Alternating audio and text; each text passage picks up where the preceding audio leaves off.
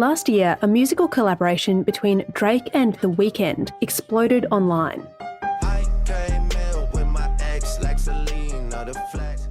It's called Heart on My Sleeve, and it was heard more than 15 million times on TikTok, as well as streaming platforms like Spotify and Apple Music. It was a bona fide hit, and then it was gone.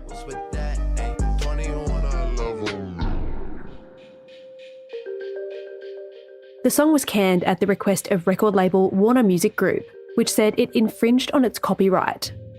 That's because the song wasn't actually by Drake and The Weeknd. It was produced by a mysterious creator known only as Ghostwriter, who used artificial intelligence technology, or AI, to mimic the musician's style and voices. The success of Heart on My Sleeve came in the middle of a broader conversation about the way AI has blurred the lines between inspiration and imitation.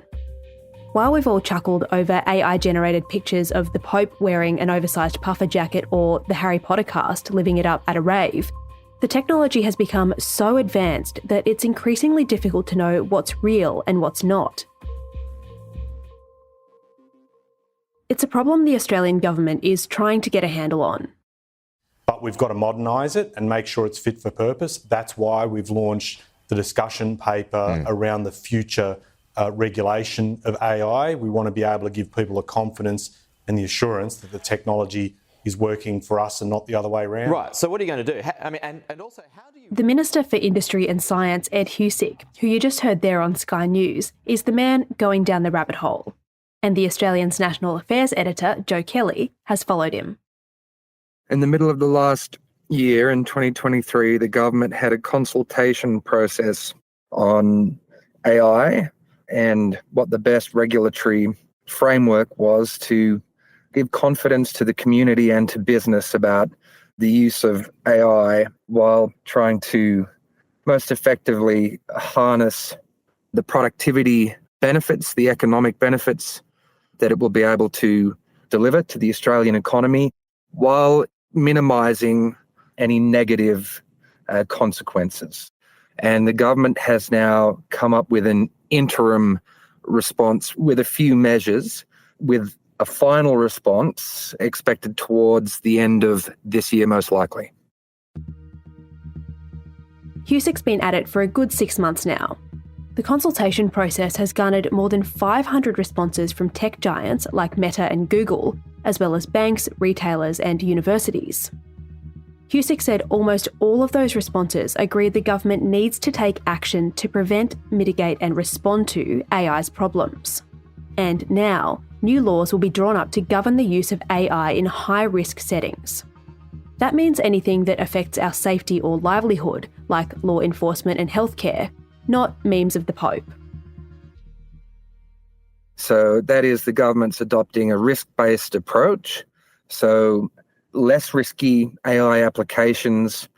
This could include things like filtering emails, screening parcels, things that could be used just in day-to-day internal business functions will have a light touch, but then more contentious AI applications will have a heavier regulatory framework put around them.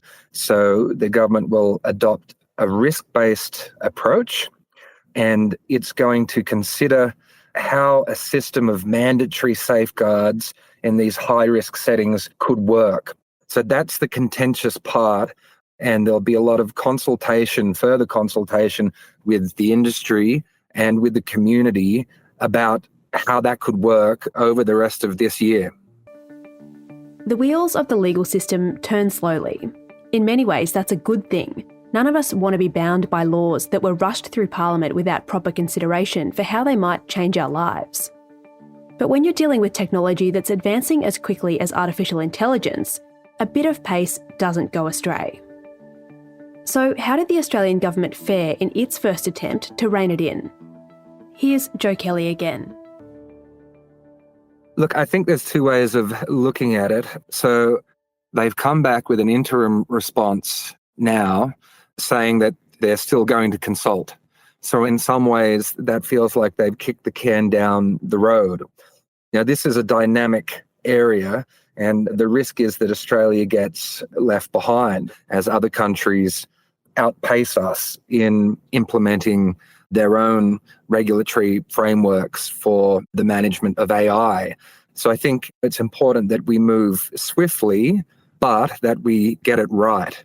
And it is important to get right because I think there is quite a high degree of concern among business and among the community about the application of AI in some of these high-risk areas. So we need to get the regulatory framework right so there's a high degree of confidence.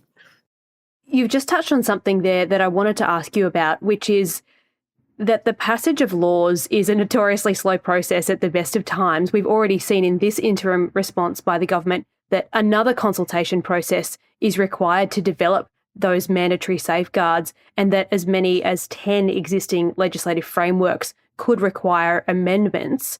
So is legislation actually the most effective mechanism at the government's disposal here? And if it's not, noting that everyone, including AI's creators, agree we need to regulate it, what's the alternative? The applications from AI are obviously stretch across the field of human endeavour and across the Australian economy. Ed Husic's made it quite clear that, yes, this is going to require perhaps the development of an entirely new legislative framework. So this is a detailed and complex process.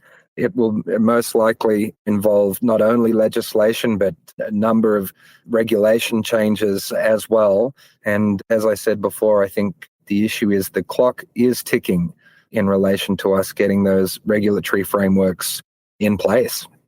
Something that I noticed in the report and in your reporting of it is that almost all of the submissions made during that consultation process, more than 500 of them, said voluntary safeguards are virtually unenforceable. And yet the government's very next move, if I'm understanding it correctly, is to develop a voluntary AI safety standard.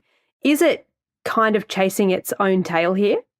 That's right. So most of the submissions at the end of the day said that voluntary guardrails were not sufficient, but that's why the key issue to emerge from this interim report is the fact that the government is going to consider how best to adapt those mandatory guardrails for those high-risk AI applications. So it is taking some immediate steps the government's going to be speaking with the community and industry about over the rest of this year. So yes, I think there are challenges which will emerge during that period. This is a balancing act for the government. On the one hand, AI has the potential to wreak havoc if it's left unchecked. But on the other, it could revolutionise entire industries and change our lives for the better by improving access to education, supporting complex healthcare systems, and making it more difficult for bad actors to exploit vulnerable people and systems. It could also add millions, maybe trillions of dollars to the local economy. The government estimates it could add between $170 and $600 billion to our gross domestic product in the next decade. And it's already helping business owners get in on the action.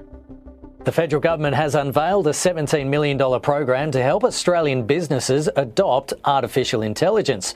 The Responsible Artificial Intelligence Adopt program will establish a network of centres to guide and train key industries to harness AI capabilities for greater productivity.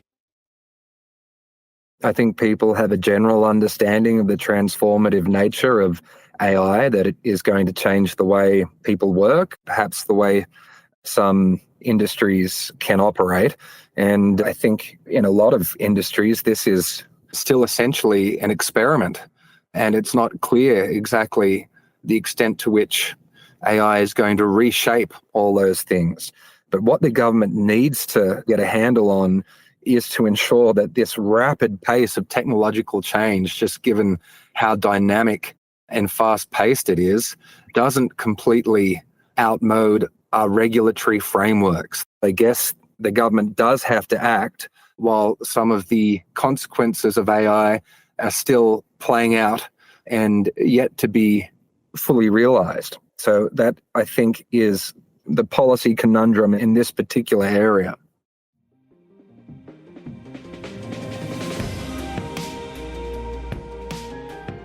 Joe Kelly is the Australian's National Affairs Editor. Australia's men's Test cricket team will take on the West Indies in the first of 2 tests today. You can follow all the action from Adelaide Oval at theaustralian.com.au.